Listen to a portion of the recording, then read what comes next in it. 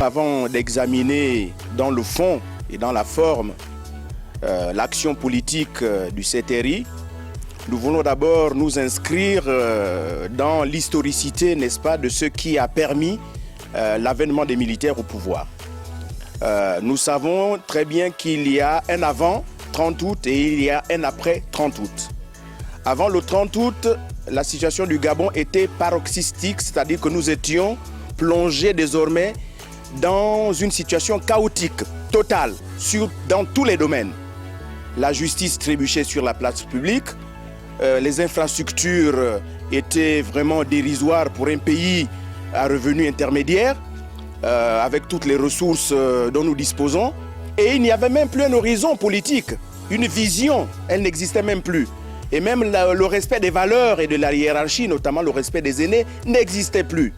Et ce Gabon-là, nous ne le reconnaissions plus parce que nous avons quand même un certain âge et nous ne nous souvenons pas des invectives des jeunes envers les vieux. Et même lorsque c'était le cas dans notre cadre traditionnel, il y avait quand même des canaux, il y avait des mécanismes, il y avait, n'est-ce pas, des modalités au travers desquelles on pouvait s'adresser à des aînés, alors que ce n'était plus le cas avec la jeune génération qui n'a certainement pas été formée à l'école traditionnelle, n'a pas été certainement formée à la prise en compte des valeurs, et c'est ce que nous regrettons. Et c'est ce qui a permis justement dans ce chaos général l'avènement des militaires. Donc il y a un avant et il y a un après. Et cet avant aussi, nous ne devons pas oublier qu'il y a un inventaire. Cet inventaire, nous en sommes tous coupables. Coupables à plusieurs titres. Maintenant qu'il y a un horizon nouveau, qu'il y a de nouvelles autorités qui ont été acclamées et qui ont proposé un horizon d'espérance et une vision nouvelle, notamment un nouveau narratif, ce qui permet aujourd'hui d'espérer que vraiment ces autorités répondent n'est-ce pas, à la situation actuelle, parce que nous sommes tous aujourd'hui mobilisés pour que notre pays ne retourne pas dans les méandres que nous reprochons avant le 30 août. Mais nous voulons maintenant nous inscrire dans ce qu'ils nous proposent, et c'est dans cette espérance justement que les populations, dont celle de Logulu, continuent de croire, n'est-ce pas, aux nouvelles autorités, parce qu'il y a des prémices. Les prémices sont là.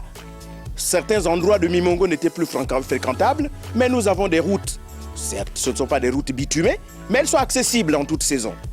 Et aujourd'hui, il y a également la prise en compte de la question du chômage, qui concerne également les enfants de Logulu. Il y a également la prise en compte des cadres. Et Logulu n'a pas qu'un seul cadre, Logulu a des cadres. Moi, personnellement, ce n'est pas pour me vanter, je suis natif de Logulu, du village, de regroupement du village Pungi. Je suis diplômé de la Sorbonne en histoire des relations internationales. Je suis au chômage depuis 2014, mais ce n'est pas pour autant que je suis un aigri de la République. La République m'a tout donné. La bourse que j'ai eue pour aller à l'étranger, je suis fils d'instituteur, c'est bien l'État gabonais qui me l'a donné. Et donc je ne peux pas cracher sur ceux qui ont permis pour que nous, les déshérités, les enfants de paysans, sommes ce que nous sommes aujourd'hui. Nous le devons à l'État. Et donc nous le devons à un système qui n'était pas parfait, le système PDG, qui a quand même promu, n'est-ce pas, un certain nombre d'individus, bien que n'étant pas des enfants de la haute bourgeoisie, mais nous avons également bénéficié, n'est-ce pas, de tous les services que l'État proposait, et j'en suis le produit. Le département de Logulu, c'est un département d'abord l'un des plus anciens dans la République gabonaise. Le département de Logulu, c'est un département qui compte dans la République. C'est le département qui a soutenu l'effort de guerre lors du second conflit mondial, notamment à travers l'ordre des Téké. Donc c'est un département qui regorge d'un potentiel, non seulement du sol, du sous-sol, minéralier, etc., mais il y a également les hommes. Il y a les hommes, des hommes qui sont principalement des hommes initiés à la tradition bouti, donc le respect de l'autorité, le respect de la hiérarchie, le respect des normes. On ne se comporte pas en pays Massango comme un délinquant.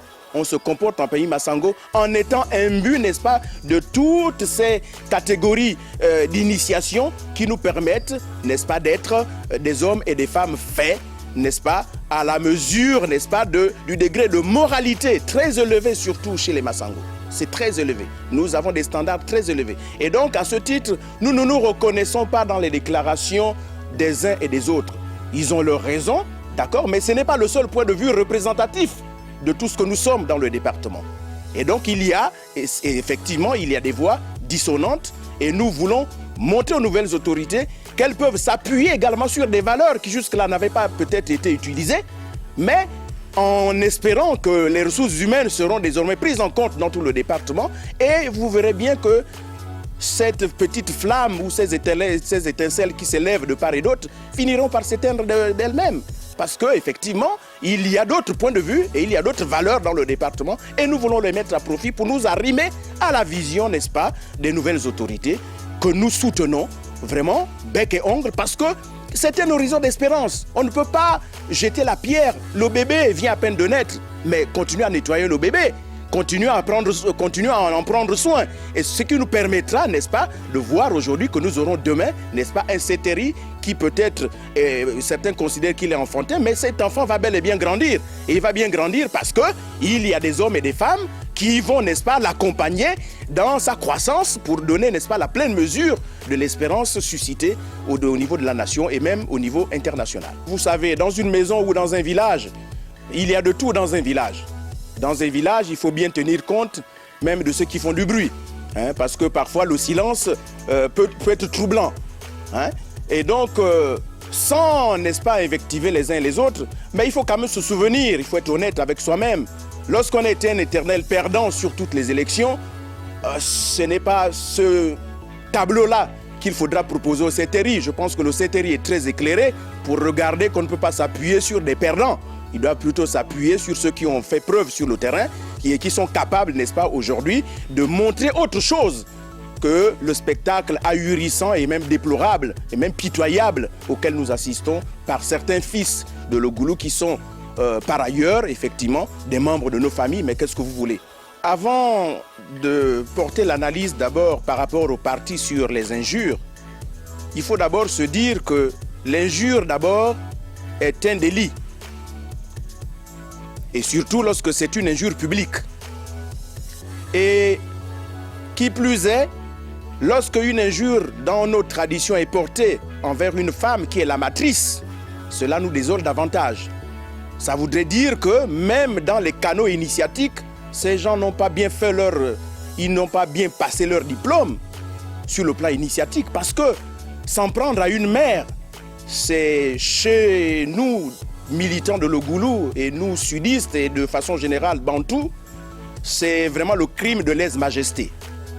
Qu'à cela ne tienne, par rapport au parti, le parti, je crois, a des instances.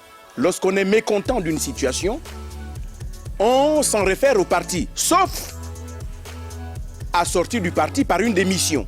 Mais dès lors qu'on est toujours membre du parti, on ne va pas faire sa petite chapelle et claironner hors du parti. Il faudra revenir au parti et poser les griefs de son mécontentement. Et en ce moment-là, les instances du parti vont se saisir de votre plainte et vont l'examiner. Mais des militants qui, sous prétexte du parti, peut-être parce qu'ils ne sont plus dans les instances dirigeantes, continuent à proférer des injures, parfois frisant même le dessous de la ceinture. C'est lamentable.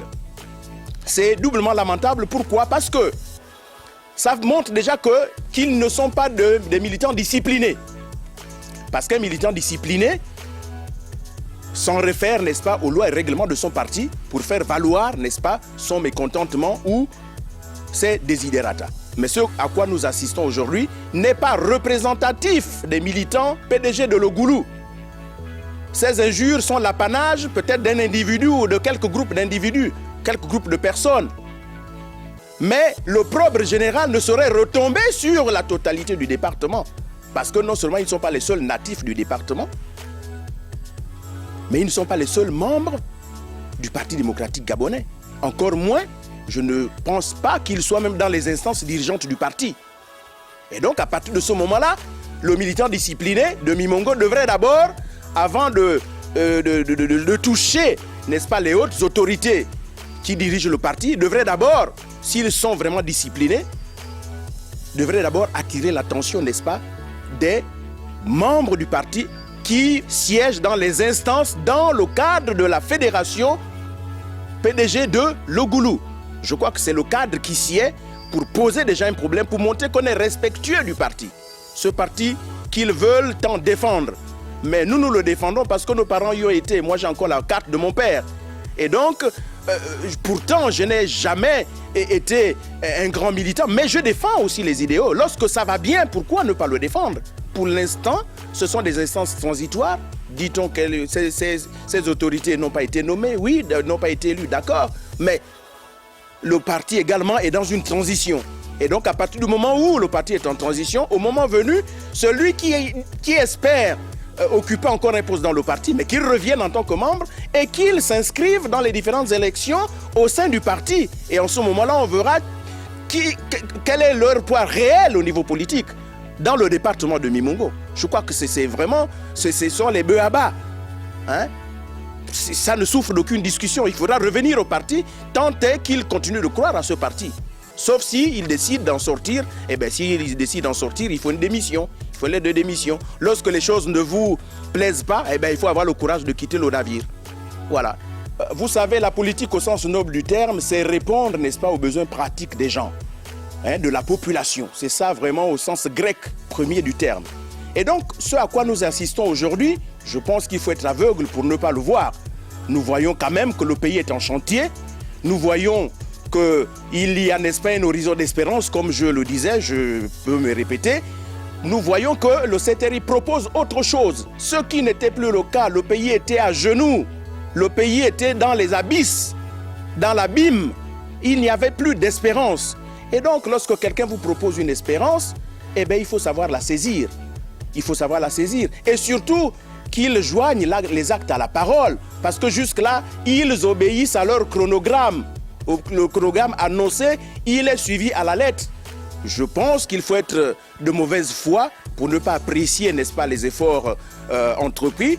Mais nous savons très bien que c'est de bonne guerre. Parce que, vous savez, mettre fin à un système, ce n'est pas évident. À l'intérieur d'un système, il y a, n'est-ce pas, ceux qui vont adhérer, notamment les forces centrifuges, qui vont, n'est-ce pas, essayer d'apporter leur énergie pour que le moteur donne, n'est-ce pas, son plein régime, afin que nous ayons droit à des réalisations extraordinaires. Mais il y a également ceux qui ont perdu leurs privilèges, notamment ceux qui ont été toujours éternellement battus. Ceux qui étaient, n'est-ce pas, qui pensaient que le parti pouvait tout faire. Mais au-delà du parti, le parti c'est une structure. Mais il faut d'abord la notabilité, il faut d'abord la représentativité locale. Parce que même dans nos familles, leur action est nulle. Et donc à partir de ce moment-là, on ne peut pas se référer sur de telles personnes pour aspirer, diriger tout un groupe, comme celui du département de Logulu, qui est d'ailleurs un département où il y a de nobles personnes, où il y a de diplômés, où il y a des notables, où il y a des gens issus de la tradition qui sont très outillés. Et nous avons autre chose à proposer à la République. Et donc pour terminer, je dirais plutôt qu'au lieu de jeter l'anathème sur les uns et les autres, comme disait Kennedy, ne demandons pas à notre pays de nous donner quelque chose, mais demandons-nous plutôt ce que nous pouvons donner à notre pays. Et donc, nous, au département de Logulu, nous voulons faire cette maxime en nous disant, ne demandons pas au département de Logulu de nous donner encore quelque chose. Ce département nous a vu naître, il nous a donné la vie, des parents nous ont encadrés, ils nous ont laissé un héritage, mais aujourd'hui, c'est à nous désormais de faire quelque chose pour que ce département sorte de l'ornière, pour que nous puissions également nous arrimer à la vision globale de la République qui fera qu'il n'y aura aucun territoire perdu de la République.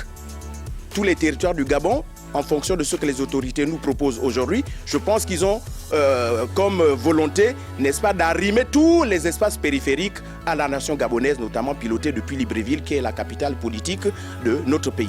Je crois que le PDG, c'est le parti qui est le plus structuré en République gabonaise. C'est le parti qui a un maillage, un réel maillage national. Et donc, à partir de ce moment, respectueux des institutions, puisque les partis ont été mis en berne. Donc, nous ne savons pas quel est le format qui sera retenu par le CTRI. Est-ce que ce sont les partis? Est-ce que ce sont les associations? Est-ce que ce sont les militants, les sympathisants, etc., etc. Donc, on ne peut pas d'abord préjuger de ce que sera la prise de position du PDG. Je crois que tout dépendra d'abord du cadre ou du format retenu par les autorités. Et lorsqu'on est respectueux de ce que les autorités décideront, à partir de ce moment-là, le parti se décidera à son tour. Donc, et en tant qu'observateur de la réelle politique, il faut se rendre compte qu'on ne détruit pas toutes les instances politiques dans un pays. on tient compte, puisque c'est un parti majoritaire. Je crois que si aujourd'hui, sur les 18 000 adhérents exigés par le CTRI, je crois que le PDG les réunira facilement, ce qui n'est pas forcément le cas des autres partis. Et donc, à partir de ce moment-là, nous devons simplement tenir compte d'abord de l'avis des autorités, et c'est l'avis des autorités qui déterminera la position du parti. Et la position du parti sera nécessairement suivie par les militants du parti, sauf si à l'intérieur du parti, il y a des voix dissonantes. Mais en ce moment-là, le parti saura comment gérer les différences d'opinion au niveau interne pour qu'on ne ressorte que la position officielle du parti. Et donc, c'est cette position officielle qui sera nécessairement suivie par les militants dans l'ensemble du territoire national. Sur l'ensemble du territoire national, pardon.